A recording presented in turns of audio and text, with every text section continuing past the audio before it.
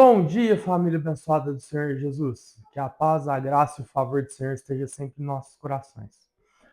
Vamos para mais um Só por hoje? Medo, 21 de abril. Descobrimos que não tínhamos escolhas. Ou mudávamos completamente nossa antiga maneira de pensar, ou então voltávamos a usar. Texto básico, página 23.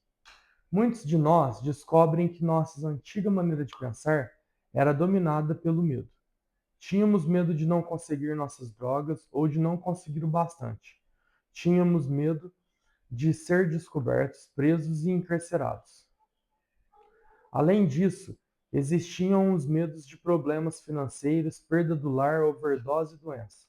E nosso medo controlava nossas ações. Os primeiros dias de recuperação não foram diferentes para muitos de nós. Naqueles dias, o medo também dominava nossos pensamentos. E se ficar limpo doer demais? Nós nos questionávamos: e se não conseguir? E se não conseguirmos? E se as pessoas na Irmandade não gostarem de mim? E se a Irmandade não funcionar? O medo por trás destes pensamentos pode ainda controlar nosso comportamento, nos impedindo de correr os riscos necessários para ficar limpos e crescer. Pode parecer mais fácil nos resignar a algum fracasso destinado antes de começar. Como este, mas esse tipo de pensamento só nos leva a recair. Para ficar limpo, devemos encontrar a boa vontade para mudar nossa antiga maneira de pensar. O que já funcionou para outros adictos pode funcionar para nós. Mas devemos estar dispostos a tentar. Devemos trocar nossas antigas dúvidas cínicas pelas novas afirmações de esperança. Quando fizermos isso, veremos que o risco vale a pena. Só por hoje eu rezo pela boa vontade para mudar minha antiga maneira de pensar e pela capacidade de superar os meus medos. Bom, família, no início eu tinha medo também. Mas eu acho que eu tive muito mais medo antes de eu decidir me internar do que depois que eu já estava internado. Depois que eu já estava internado, eu já tinha esperança de que as coisas não iam mudar e melhorar, apesar de todo o sofrimento que eu passei, né? Mas antes de decidir me internar, realmente eu vivia todos esses medos, né? Eu não sabia, eu não conseguia imaginar como seria uma vida sem drogas, né? Porque tudo que eu fazia eu usava. Se eu estava feliz, eu usava. Se eu estava triste, eu usava. Se eu estava deprimido, eu usava. Se eu ia jogar videogame, eu usava. Se eu ia passear, depois eu tinha que chegar em casa, eu sabia que eu ia usar de novo, né? Então, tudo meu estava correlacionado ao uso, né? E eu ficava pensando, cara, mas e se tá, eu não quero mais usar, mas como é que eu vou fazer? Eu não vou mais jogar videogame, né? Eu não vou mais tomar uma cerveja. Então, eu ficava pensando que era impossível viver uma vida sem drogas, né? E na situação em que eu me encontrava, realmente era impossível, né? Se eu não tivesse me internado, se eu não tivesse passado por tudo que eu passei, com certeza eu não teria conseguido chegar até aqui, né? Ontem, graças a Deus, e a um pouco da minha boa vontade, eu consegui completar mais um mês. Então agora faz 1 ano e 1 mês que eu estou em sobriedade, limpo, sem recaída, graças a Deus. Então realmente os primeiros dias não foram diferentes para muitos de nós, né? Eu senti muito medo. Agora sim, depois que eu me internei, eu sentia medo de acontecer alguma coisa com a minha família, porque eu sabia que o fato de eu estar tentando me melhorar e estar tentando levar uma vida diferente, longe da prisão, da escravidão, do vício, né? Tanto físico quanto espiritual, geraria consequências espirituais. Eu ficava com medo, gente, mas é tipo assim, eu tô deixando de ser um ser das trevas para começar a ser um ser de luz, né? E esses seres de trevas podem começar a armar planos para machucar minha família. Mano, eu viajava na maionese, né? E também um pouco por causa da abstinência, né? A abstinência acaba causando isso aí na gente. você começa a delirar, né? E seu cérebro começa a fazer de tudo para ele começa a trabalhar como uma equação, né?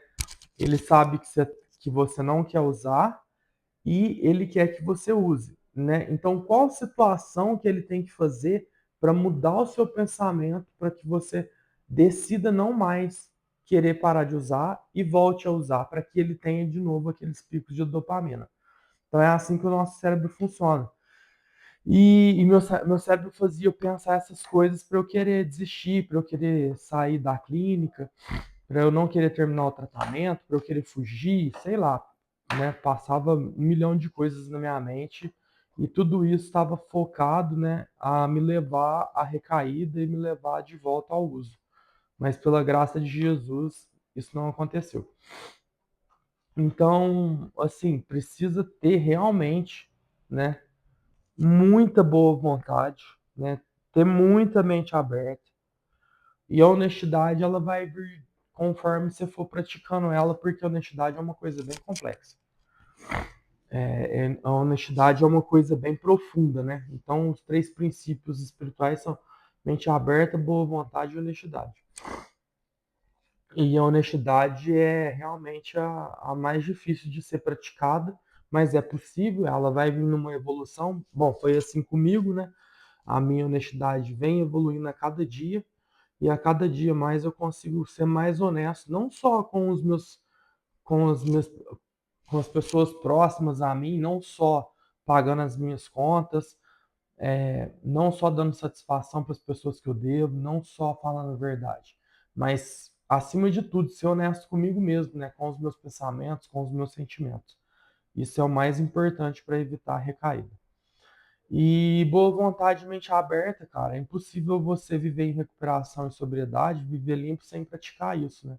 Precisa ter boa vontade para praticar aquilo que precisa ser praticado. Mesmo que você tenha dificuldade, você persistir naquilo e ter mente aberta para ouvir as pessoas, né? Não quer, e ter mente aberta, eu quero deixar uma coisa bem clara aqui, que ter mente aberta não é praticar tudo que as pessoas falam para você. Porém, é você ouvir e analisar se as pessoas falam, se o que a pessoa está te falando, ela tem razão ou não. Porque muitas vezes em recuperação, no meio da irmandade ou mesmo numa clínica, haverão adictos que vão querer te manipular, vão querer te forçar a fazer coisas que eles fizeram, que eles acreditam que seja a verdade absoluta, cara. Mas você tem que ter um terapeuta, né? E também ter um bom senso de saber, não, aquilo ali funcionou para o cara, mas para mim não vai funcionar, né? Ou de repente não funcionou para aquela pessoa, mas eu acredito que vai funcionar para mim. E aí entra a honestidade, você realmente não se manipular para recair, né? Por exemplo, eu lembro de uma situação na qual eu parei de tomar os remédios porque eu me sentia confortável para fazer isso, porque eu não queria mais usar droga de nenhum tipo, né? Principalmente remédio de tarja preta. E um companheiro da Irmandade chegou em mim, cara, não faz isso, você vai recair, porque eu fiz isso e recaí, bababá. E, mano, eu tava com a cabeça feita, né? Eu, eu tava bem focado em conseguir parar de tomar os remédios, não tava me fazendo bem, né? Eu conversei muito com a minha psicóloga antes de tomar essa decisão. E, cara, eu tomei e deu tudo certo, né? Diante, também através do meu poder superior, né? E, mano, na cabeça do cara eu ia recair de qualquer jeito que eu tinha parado de tomar remédio. Então, é isso, cara. Tem que ter honestidade também para você saber se realmente você dá conta de fazer aquilo que você tá falando que vai fazer. Ou se não, por exemplo, eu queria parar de fumar cigarro. E eu venho nessa briga aí, já fazem 7 meses, né? Eu tô diminuindo, mas tem dia que eu não consigo, que eu acabo fumando mais do que eu gostaria de fumar, mas eu tô diminuindo. E eu sei que se eu falar assim, ó, vou parar de fumar de uma vez, pode dar ruim. Pode me levar a uma recaída, porque eu vou estar sem válvula de escape no momento que eu ainda não estou preparado para isso. Então, por isso que eu ainda não fiz esse movimento de falar, não fumo mais, tá ligado? Porque eu já tentei algumas vezes, não deu certo, e eu tenho medo de recair por causa disso. Então, vou tirar de levezinho até eu chegar um momento. Vai chegar um momento que meu poder superior vai falar, Michael, agora é a hora, vai que eu tô com você, né? Vai que tá tudo preparado, agora você consegue, porque ele sempre vai me dar o apoio, né? Mas de repente sou eu, de repente não, com certeza sou eu que ainda não estou preparado para fazer esse movimento. Então é isso aí, pessoal.